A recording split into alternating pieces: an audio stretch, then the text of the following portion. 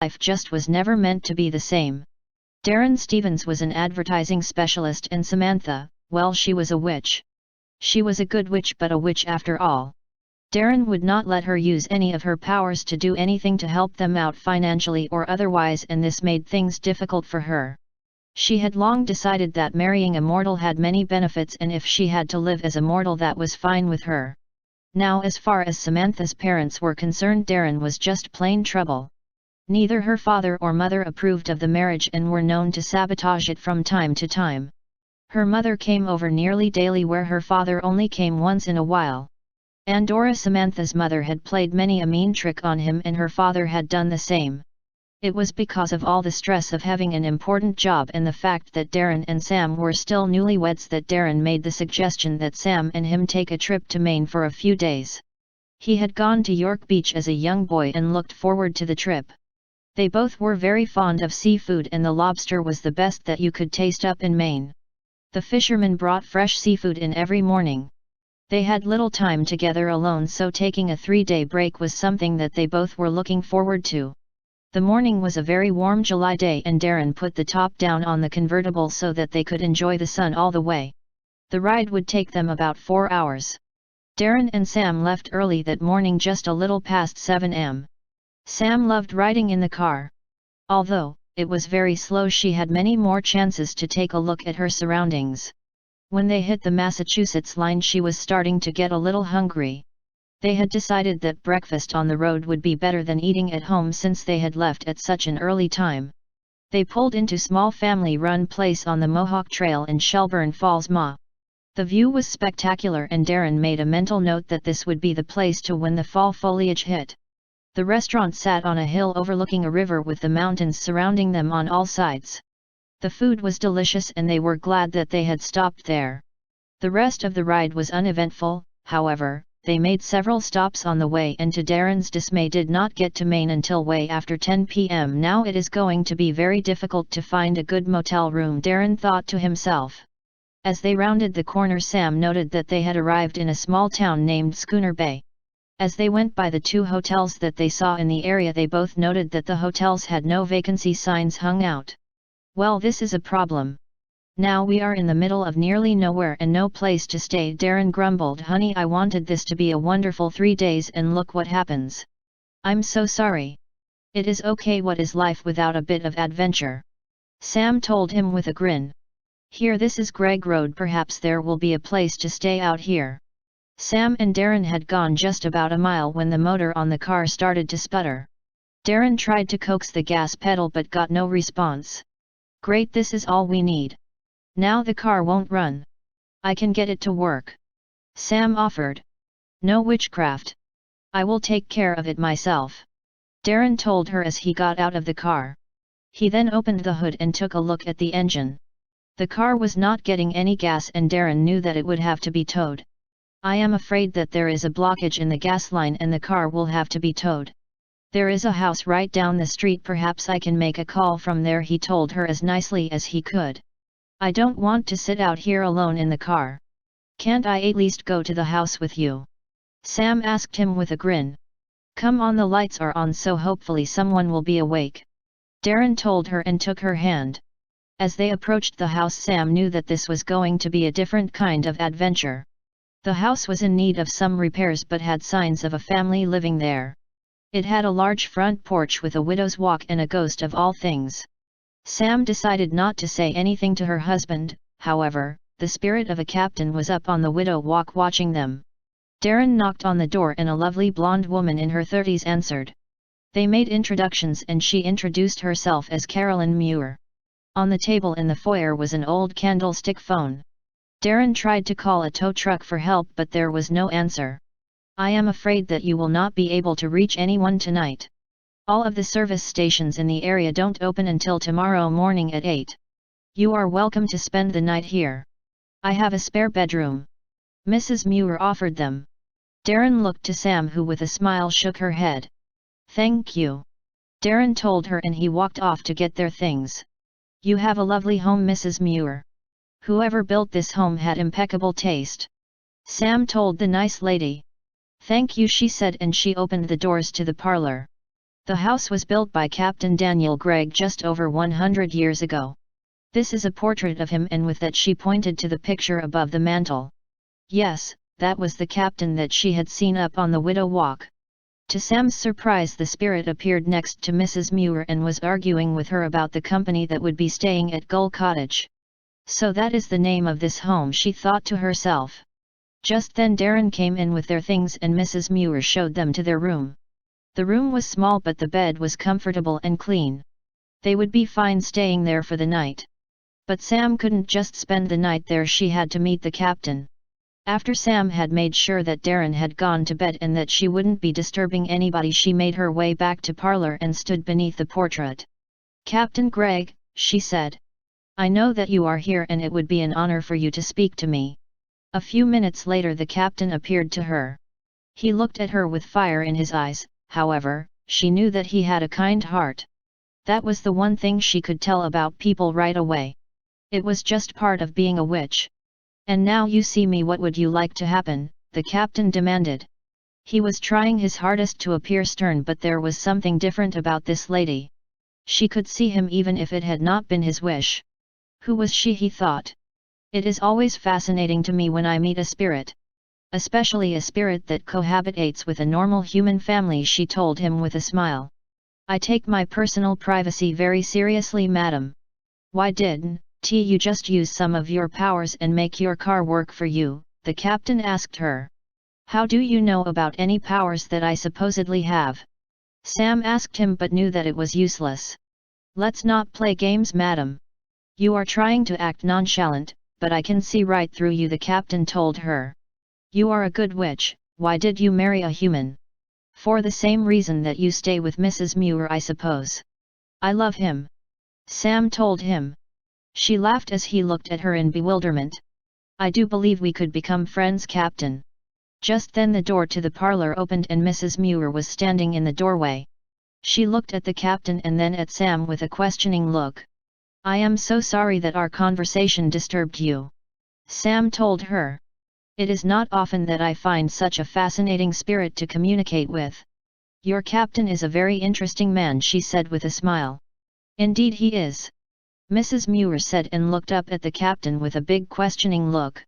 "I was thinking that it was getting rather late and perhaps we could talk more about this in the morning," Sam offered. Chapter 2.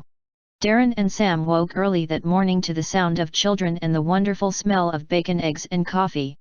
This was such a warm and happy home, they felt very welcome there. "Good morning, everyone. Thank you so much for taking us in," Darren and Sam told the family. The Muir family consisted of 2 children, Jonathan, who was about 6, with his sister Candy, who appeared to be 9 or 10. Breakfast was being made by a very capable woman named Martha Grant.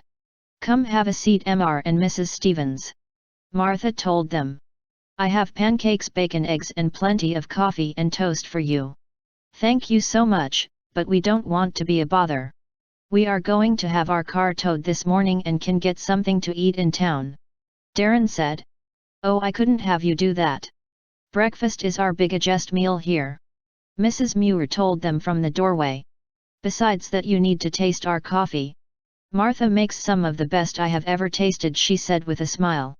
"Thank you so much," Darren told them. Breakfast was filling and the Stevens were very happy to have stayed for the breakfast. She did not see any sign of the captain. The children went off to school and Darren got hold of the tow truck. They would bring their car into town and check out what was wrong with it. "Why don't you stay here while they work on the car?" Mrs. Muir offered. "It could take a couple of hours." "Thank you so much." Sam smiled. "Good morning, everyone." Sam looked up to see Captain Gregg standing next to the stove. "Good morning, everyone," said to the captain with a smile. Although Martha looked surprised to see that the guest knew about the captain. He took a seat at the table and smiled. The chat was very friendly and Sam was offered a walk on the beach with her new friend Carolyn and the captain. The beach was right across the street and very scenic. Although it was July and quite hot out already, Sam knew that the water would be very cold, but she couldn't resist putting her feet in the water.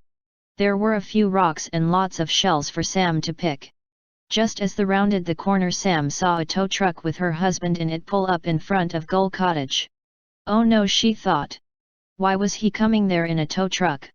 The three of them walked up to the cottage to find Darren very upset. Darren tried to show them a smile, but you could see how upset he was. They are going to need a part in order to fix the car, and it will be another 3 days. I have asked them to get me a rental car, but unfortunately, that won't be ready until this afternoon. I am so sorry for your inconvenience. Tom, the tow truck driver, said he will give us a ride into town. That won't be necessary, you are welcome to stay here until you can get the rent a car. Mrs. Muir told her with a smile. Thank you so much. You have been the best host anyone could ask for. It would be our honor to invite your family out for dinner. I heard that the meals at Nori's are the best in town. Darren said with a smile. Sam took a seat in the parlor with Carolyn, her husband, and the captain. It was quite uncomfortable being in the same room with Darren and the captain without her husband knowing about the captain's existence. However, the captain seemed to find it amusing and stood in the corner with a funny smile on his face. So this is a portrait of the man that built Gull Cottage. He appears to be a man of strong will and personality. I would have enjoyed meeting a man such as him. A man of the sea. Darren said. Oh, the history books tell of him and what a good strong man he was. He was once named the strongest man in all of New England. Carolyn Muir offered. Very interesting. I see some of his instruments around the room. It is somehow nice and proper that some of his items remain in the home. Darren said with a smile. I like this man, the captain told them, and then disappeared. There was a knock on the door and Martha answered the door. She looked so surprised Mrs. Muir thought that she was going to faint. Sam and Carolyn looked up and saw the reason for Martha's shocked look. There in the foyer stood Captain Gregg in modern clothes and an impish grin on his face. Good morning, everyone. My name is Captain Daniel Gregg. I am a friend of the family, he said, and bowed to Sam and smiled at Darren. Although he was appearing to them as a human, he could not touch them. Very glad to meet you, Captain. Darren said with a smile. Darren was used to seeing different things since he had married Sam, and something about the captain was very different. As a matter of fact, he was not a completely solid figure, almost but not quite, and why didn't he seem to touch anyone or anything? He would speak to Sam later about this.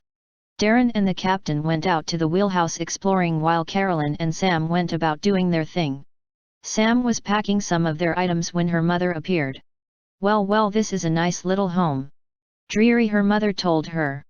Mother, this is Gull Cottage and the family is very nice. Sam told her. They let us spend the night, showed us their home and fed us a wonderful breakfast. How did you end up here? Really, Samantha, I thought you were going to York Beach. What happened? Andorra asked her. Our car broke down and the Muirs were nice enough to take us in. Now the car can't be fixed until 3 days, so we are getting a rental. Sam told her. Sam, why don't you just fix it yourself? You don't have to wait for someone to repair the car any more than I do. This is stupid, her mother grumbled. You know how Darren is. He wants to do everything the mortal way and is unwilling to let me use his powers to fix it. Sam told her. Well, I can take care of that right now. Andorra told her. Not now, mother, we are actually having a good time. Sam told her with a smile. What does Darren think about his new friend, the ghost of Captain Gregg? Andorra asked her with a devilish look on her face. Mother, be nice. The captain has not told him who he is. He thinks that he is just a friend of the family. Darren has no idea that he is a spirit. Sam told her. Oh mother, they are so nice. I wish that there could be something done to help the captain and Mrs. Muir out. They make such a lovely couple. She is a widow with 2 children. Sam told her. Sam, sometimes things are difficult for people. However, perhaps there is a way that you could help them, her mother told her. Do you really mean that? Is there a way we could give the captain his life back? Sam asked her. We cannot give anyone life. That is way beyond our powers, however, there is another way. Andorra told her. They discussed this and Sam decided that perhaps it was a good time for her to discuss this with her friend Carolyn. There would be some risk, but if everything went as planned, the captain and Mrs. Muir could have a long life together and this home could be a complete family. With that her mom was off, leaving Sam to ponder how she could approach the subject with her new friend and the captain. They would both have to be in total agreement if this spell was to work. Sam had just finished in the room when her husband came in with the captain. They were talking like best friends. "Hey honey," Darren told her with a smile. "The captain and I had a very nice visit." "Don't worry people," he told Met the whole story. Carolyn was very surprised to hear this. There was nothing more precious to them more than family and privacy. The captain had exposed both of them to a possible problem. The four of them had just taken a seat in the parlor when Sam told them she had something to discuss. "As you know, I have a few things that I can do that a normal human cannot do, and I might be able to help the two of you out also," she said with a questioning look. The captain looked her right directly in the eye and told her go on. Sam cleared her throat and started to explain what she could do to help them. "I cannot give you life, however, I am capable of sending Carolyn back into your time. Once she is back in time, if she can find you and cause you to love her, I will be allowed to transfer the captain to this time. He will then live out a normal life with a normal life expectancy. However, if this fails, you may never meet. Sometimes things change ever so slightly after someone travels through time. Are you telling me that you could send Carolyn back to Gull Cottage, have her meet you, and then if she falls in love with me and me with her, we will return to this time with me as a mortal?" the captain questioned her. "Yes. That is basically what I said. Of course there are a couple of things that will be needed from the captain. We will need an invitation or letter from a good friend who the captain would trust of introduction, and it would be easier if Darren came with us. This was the Victorian era and it would not look right to have two women stay with a bachelor without a man," Sam told them as she looked over at her husband. Darren thought about it for a minute and looked over at his new friends. "It is okay, I am willing to help."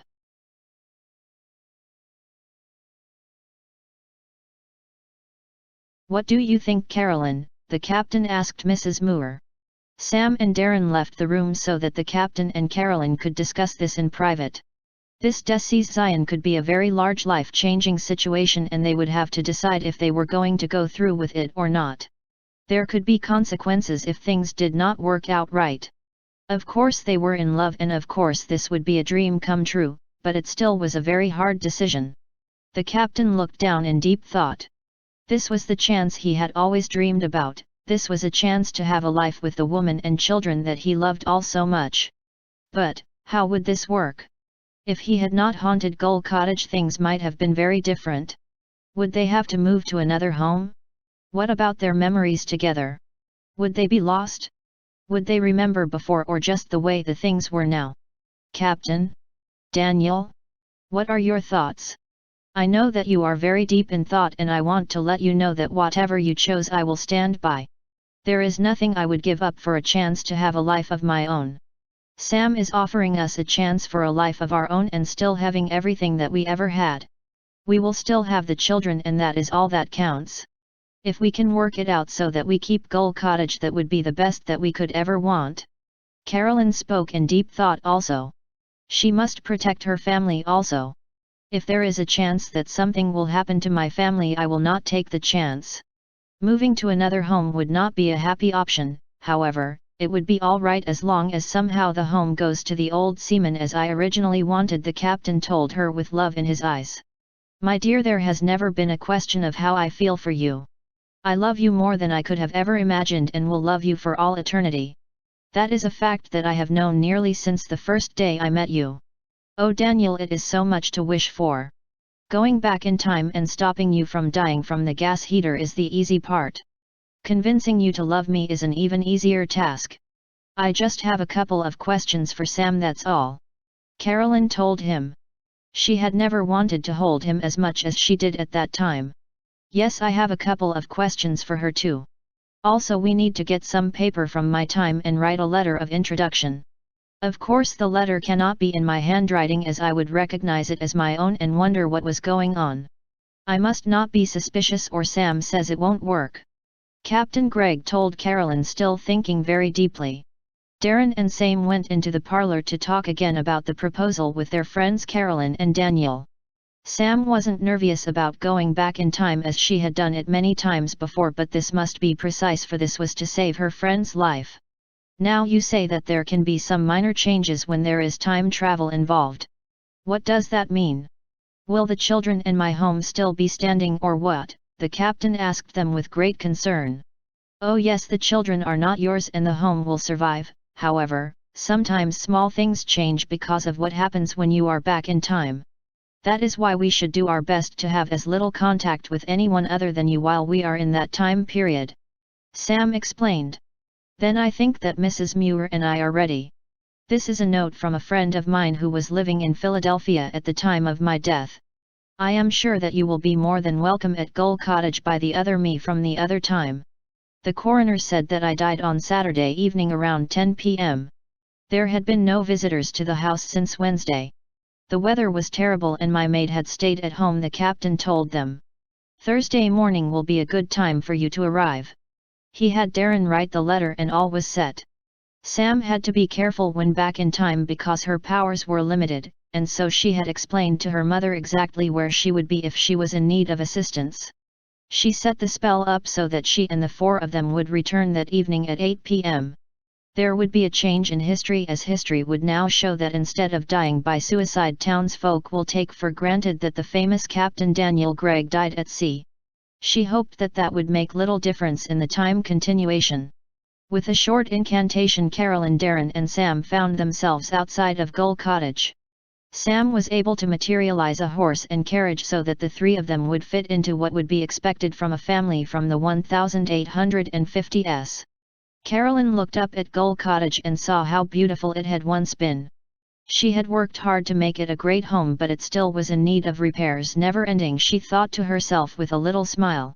Inside of the home would be the Captain Gregg that did not know her, the man that she loved more than anything in the world, and here was her chance. Darren knocked on the door and they were met almost immediately by the captain. He was not in uniform, a rarity, since he usually appeared in uniform in the 20th century. He was every bit as dashing but alive and strong, just standing there. May I help you? The captain asked the group of strangers. Yes. Hello, my name is Darren Stevens and this is my wife Samantha and my friend Carolyn Muir. We are on our way to Portland, Maine, coming from Philadelphia. A mutual friend of ours asked if we had a chance would we be willing to stop at Gull Cottage. The weather is cute poor and I think that we might have found ourselves in a little bind. He handed the letter to the captain, who took it and smiled. Come on in. You are welcome here for as long as you need to stay. I am afraid that there is a northeastern blowing and we may be stuck here for a few days, the captain told them. That is quite all right with us. Your hospitality is very nice and thank you for inviting us in. Darren told him. I will go out to the carriage and grab some of our clothes before the storm gets much worse. With that, Darren and the captain were off to the carriage. Carolyn and Sam looked around the cottage. The kitchen had no sink and many of the items that had gone bad over the last 100 years were there brand new. The captain had been right in their day, the items had been beautiful. Unfortunately, by the time she had moved to Gull Cottage, the items were full of moth holes or worse. The foyer looked much the same except everything was lit by candles. There was no electricity in 1869, as the captain had reminded her many times. The home was immaculate and she was glad to see that the portrait was hanging over the mantelpiece just as it was in her home. My home has 4 bedrooms and so I will be glad to show you to your rooms. Unfortunately, my cleaning lady will not be out today because of the weather, but the rooms were cleaned yesterday, the captain told them as he headed up the stairs. The upstairs hall looked just the way it did in their time and Carolyn found herself in the room that she called the guest room. There were some minor differences but most of the hazu appeared to be the same. Of course the guest room was much larger. Apparently when they added the bathroom to the house they took some of the space from the bedroom. No bath, well that would be something new, she thought to herself. Sam and Darren found themselves in Martha's old room. It was bright and cheerful and spotless. The captain keeps a taut ship. Sam thought to herself. But they had a mission that needed to be accomplished in 3 days, so she was wondering what to do next. As she opened the door she was surprised to find Carolyn already starting the initiative. Sam watched as her friend walked toward the captain's cabin to a partially opened door. Carolyn knew that the captain was a man of honor, so she would have to be careful or her 20th century ways. She reached up and tapped on the captain's door. This was to be their bedroom in 100 years, and she wanted to make sure that the circumstances were to stay the same. "Yes, madam," the captain answered the door with a smile.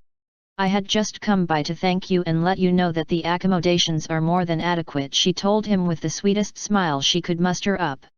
Carolyn was happy to see him warm smile and the twinkle in his eyes that he had shown her on many an occasion. She peeked inside and saw the telescope and the veranda where the captain and her had spent so many happy hours. She found herself yearning for those times and for him more than anything. Even though he was very much alive, they still had not touched, and she was itching for the feeling. Sam knew that the captain would feel uncomfortable with a woman in her room, so she broke in and asked to have a tour of the house with a very sweet smile. The captain was more than happy to take them all around the home. He had not completed everything, but the home was as it would be for the next 100 years almost. They asked all the polite questions and tried their best to act as though they had never been in the home. That was hard for Carolyn, as she had lived in the home for over 3 years now. Most of the home was just as it was in their time, and she felt very much like it was her home. As they started down the stairs, Carolyn tripped just slightly. "These darn old-fashioned shoes," she thought to herself. However, the captain caught her in his arms and she didn't even slip a foot. Oh, his arms, those strong, warm, masculine arms were around her, and she just melted. When they reached the bottom of the stairs, the captain put her down, asking first if she was okay. She was excited to see by the look in his eyes that he too had felt the electricity between them. It had been strong, and she could have kissed him right then. They went into the kitchen where the captain brewed up a large pot of coffee. Although the fire was going in the fireplace, the house was getting chilly. This Gull cottage didn't have any central heat like the Gull cottage of the 20th century. "What do you do for your work, Darren?" the captain asked. "I work in the advertisement field. I work for a company out of New York," Darren told him. "That is a good job. Do you enjoy it?" the captain asked. "Yes, I do. It can be very fast-paced at times, but it keeps me busy," Darren offered. The conversation was light, and Darren and the captain went out to chop wood. Now Darren had never chopped wood in his life, and the captain found himself unimpressed. However, the captain was glad to find out that Carolyn was a widow and had no husband. She was quite a lady, and he felt something very strong toward her. Strange, this lady was catching his attention as she had. Usually he was the man who liked to play the game of sorts. "She is going to be a test for me," he thought to himself. Mrs Muir was busy thinking about other ways to catch the captain's attention when Darren and the captain walked in. They were talking, and she could tell that the captain was a little irritated at this time. The time difference was showing. "I am sorry, I have never cut wood in my life. My life has been a city life," Darren was telling the captain. "I could tell. You nearly cut your fingers off," the captain said in a scolding way. "Very well, forgive me for losing my temper. You are a guest at my house," the captain told him. They then filled the firewood in the bin next to the fireplace, all ready for a long winter's night. One thing for sure, the 3 time travelers were glad that they had 20th century clothes with the thermal warming. It was hard not having any central heat. Sam and Darren wanted to let Carolyn and the captain be alone, so they said that they were going upstairs to their room, and the captain shut the parlor doors. "That will help keep the heat inside of the room," the captain told her with a smile. He then went over to the fireplace and stirred the embers. "I was looking at your portrait this morning. I see that you are in a full uniform. Do you wear that outfit most of the time?" she asked him. "Usually that is the clothes that I wear while I am at sea. These are the clothes that I wear when I am at home and relaxing," he told her with a genuine smile. "Tell me about your time at sea. The stories you could tell me would be very exciting," Mrs Muir told him with a warm smile. "You would like to hear some of my tales? There are not too many women who are that interested in a man of the sea," the captain told her. "I could go on for hours. Is that what you wish?" "As a matter of fact, it is my wish. You see, I like to write stories, and unlike most women, my stories are of different adventures," Mrs Muir told him with a smile. Sitting in the parlor and listening to sea stories was something that Carolyn was used to. His stories were very interesting, and she could listen for hours. And as had happened many times in the past, time went by very quickly. They looked up at the window and noticed how dark it had become. It must be past 6 o'clock, Carolyn thought to herself.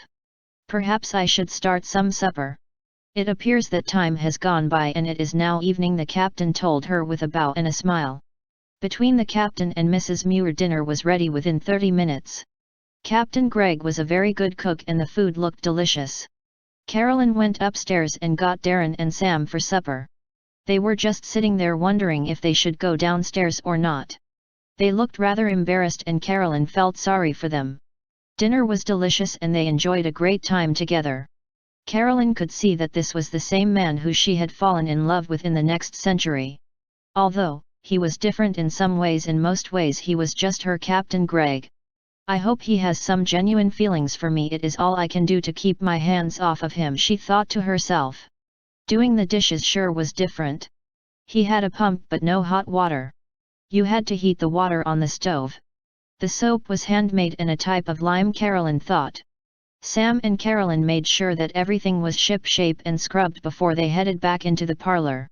The storm is coming in strong and hard now. It looks like we might get up to 8 to 10 inches before the storm blows over, the captain said as he looked out the bay window. Mrs. Muir stood next to the captain and looked out of the window with him. What a magnificent tree! What kind is that? She asked. That is a monkey puzzle tree. I planted it with me own hands, brought it back from the South Pacific, the captain told her with pride. Carolyn thought of the awful fight she and the captain had about the tree and how he had almost left the home over it. She shivered at the thought. My dear, are you chilly? Let me put some more wood on the fire, the captain told her with a worried look. He walked over and added more wood to the fire, which at this point the fire was roaring. It felt warm and she felt very much at home in Gull Cottage. They played a game of cards and talked more about the sea for the rest of the evening. The time travelers were well aware that they only had 2 days left to get Carolyn and the captain together. They needed to work fast. They all went to bed at around 9 p.m. Carolyn put herself to bed and thought about the captain.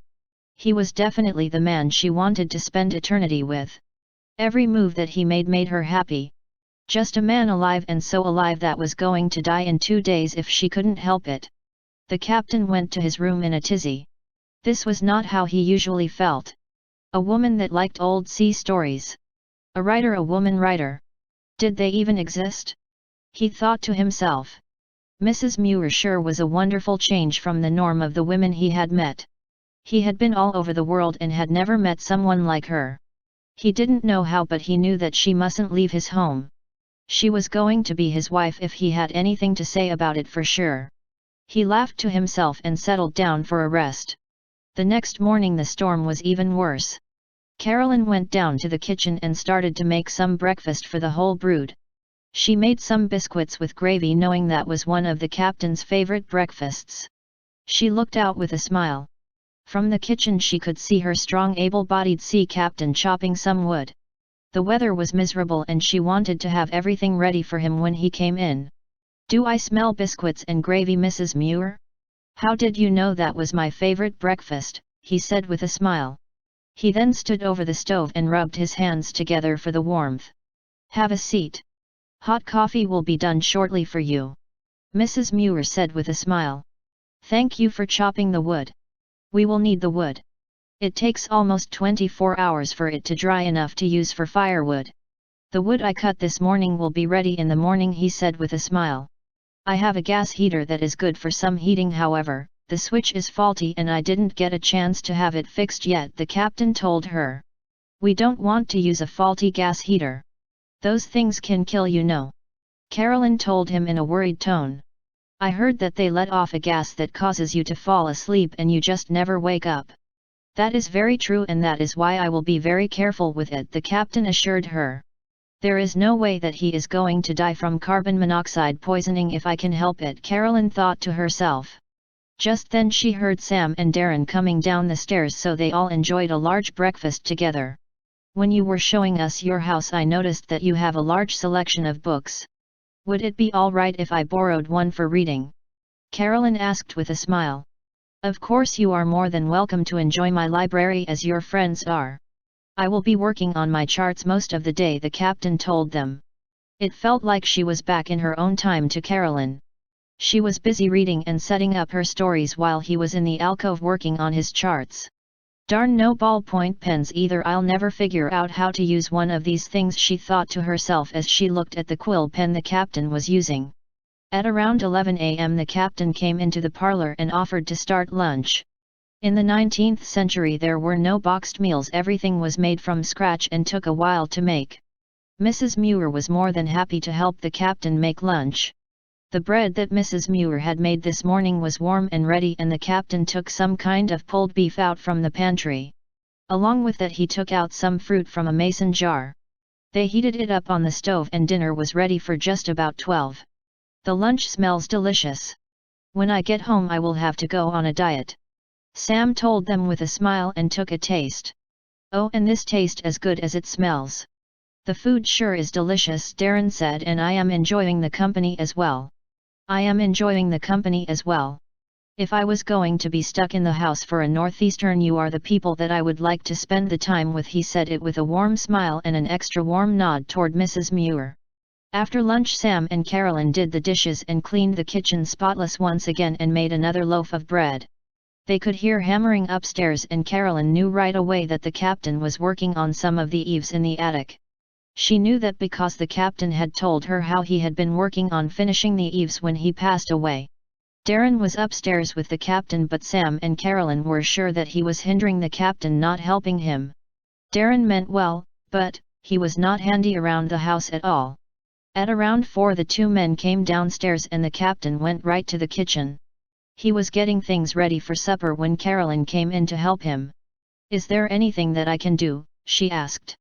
It is always a pleasure to receive help in the kitchen from a beautiful woman, the captain told her with a smile.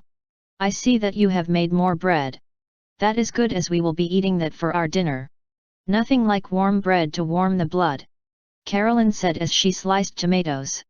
It looked as if he was going to make some kind of meat dinner.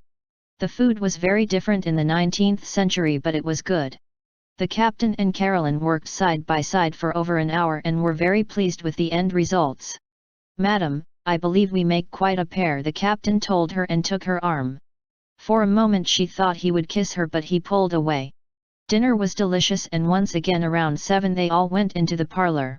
The snow had not subsided and even with the roaring fire it was chilly in the parlor. Carolyn thought about the shawl that the captain would give her and how that would warm her. She was standing in front of the fireplace and didn't hear the captain enter. In his hands was another type of shawl and he placed it around her shoulders. She instinctively leaned against his chest and thanked him for the warmth shawl. The captain looked down at the lovely lady and put his arms around her. He just couldn't help it. She was just there and her blonde-haired beauty was just a dream come true. Carolyn responded with a sigh and a warm smile. This was something that she could never do with her Captain Greg and had longed for his arms for so long. She just never wanted them to let her go. Let me pull the chairs a little closer to the fireplace, Mrs. Muir. This will help keep you warm, the captain said in a soft voice. Thank you for the shawl. I already feel a little warmer here in your arms, she told him as she looked up into his eyes with all the love she could convey. Sam and Darren came in from upstairs and they enjoyed some wine and more sea stories. Halfway through one of his stories it occurred to him that he was telling them everything and yet they had barely mentioned their life. He would talk to Carolyn about it after the Stevens went upstairs. Darren and Sam said good night and left Carolyn and the captain alone. The captain stood up and stirred the embers once again and turned to look at Mrs. Muir. It has occurred to me that I have gone on and on about my life and you have said little about your own. Tell me about your life. Carolyn knew that she was going to have to choose her words carefully, but he was right, she needed to tell him something. Well, my life has been pretty normal up to this point. I was married at 19 and have 2 children, Jonathan and Candy. My husband died 4 years ago in an accident. We stayed with my in-laws for a while but that didn't work out, so I moved out on my own. We live in a house much like Gull Cottage with a housekeeper and a small dog named Scruffy. It must be very difficult, a young widow such as yourself with 2 small children. Do you make enough of a living? He said in a worried tone. Forgive me, I have no right to make such a remark. It is all right, most women are not as independent as I am. But we do all right and are very happy at this time. Carolyn told her. The captain now knew for sure that this was the woman for him. 2 children, well he had always wanted children, and a housekeeper, well he could always use one of them, he thought, laughing to himself. "Captain, did I say something funny?" Mrs. Muir asked him in an amused tone. "No. You are just not like any lady that I have ever had the pleasure of meeting," he told her with a big smile. "It would appear that it is getting close to the time that we should be retiring," he told her with a smile. They then went up the stairs and to their respective rooms. When Carolyn woke up, she knew that this would be the last day of life for her beloved if she didn't do something this evening. At all cost she must convince him to come and live with her. She came downstairs to the coffee already brewing and breakfast brewing. The captain was busy making breakfast for the whole clan. "Have a seat, Mrs. Muir, breakfast will be done shortly," the captain told her with a smile. "Good morning, Sam." "Good morning, Darren. Breakfast will be on the table shortly." They ate a hearty breakfast and afterward the captain and Darren went back upstairs while Carolyn and Sam cleaned the dishes and the kitchen once again. Carolyn was dusting the living room when she was surprised to see the captain standing in the doorway. "Mrs. Muir, you don't need to be doing that. The house is my responsibility," the captain told her. "I feel as if this is where I belong. This feels like a home to me," she told him with a yearning look that she just couldn't help.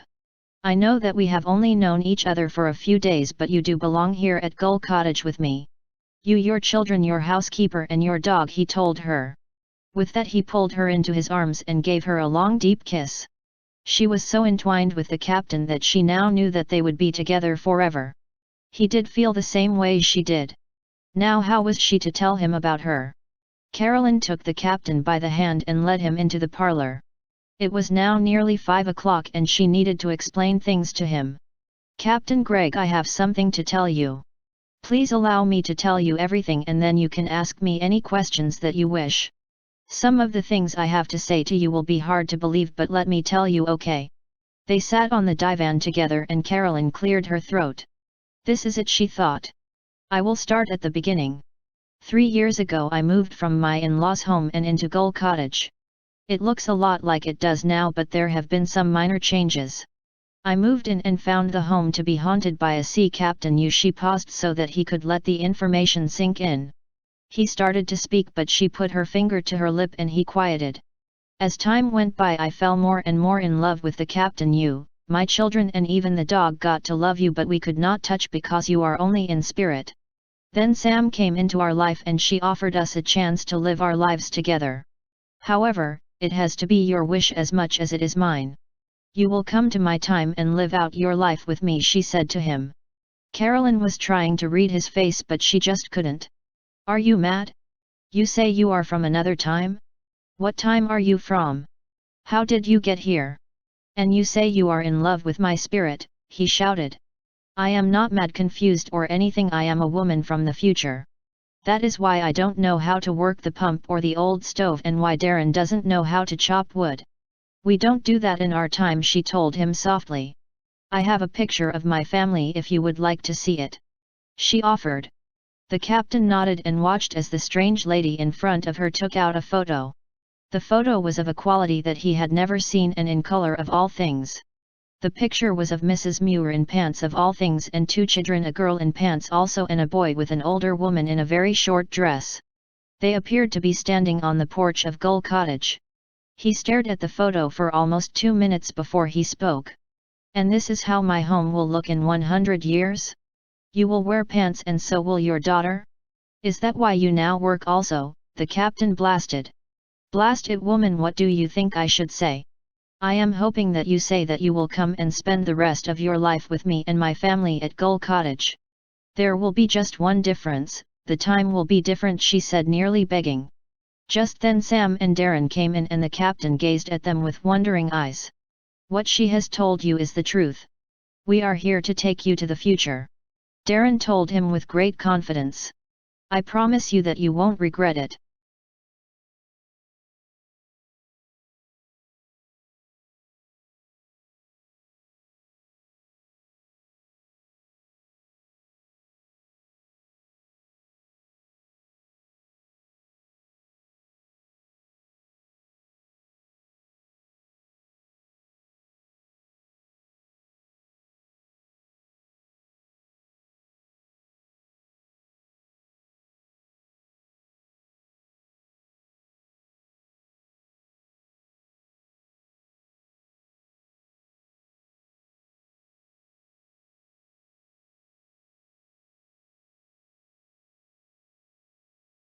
I need to think about this, and with that the captain left the room.